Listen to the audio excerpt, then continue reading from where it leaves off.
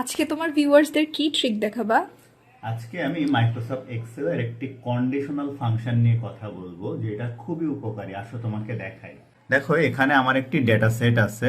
তো এখানে স্ট্যাটাস বিভিন্ন আছে, প্রেজেন্ট আছে, অ্যাবসেন্ট আছে। এখন তোমার বস যদি তোমাকে বলে যে প্রেজেন্ট গুলা গুনে দেখাও, অ্যাবসেন্ট গুলা গুনে দেখাও, তো এটা যদি তুমি ম্যানুয়ালি করো তাহলে কিন্তু বস বিরক্ত হবে। তো এটা খুব সহজেই করা যায়। দেখো এখানে আমি প্রেজেন্ট আর অ্যাবসেন্ট দুইটা জিনিস লিখে রাখছি। এখন আমি একটা ফর্মুলা অ্যাপ্লাই করব যেটার নাম হচ্ছে কাউন্ট ইফ, কন্ডিশনাল কাউন্ট। হ্যাঁ, এটা এখন দেখো কাউন্ট ইফ সিলেক্ট করার পরে ফার্স্ট ব্র্যাকেট দিলাম রেঞ্জ। তো রেঞ্জ কোনটা? আমার এই যে রেঞ্জটা, যে রেঞ্জ থেকে আমি কাউন্ট করব। এরপরে কমা দিলাম। ক্রাইটেরিয়া কোনটা? আমার ক্রাইটেরিয়া হচ্ছে প্রেজেন্ট, এটা যেহেতু আমি কাউন্ট করব।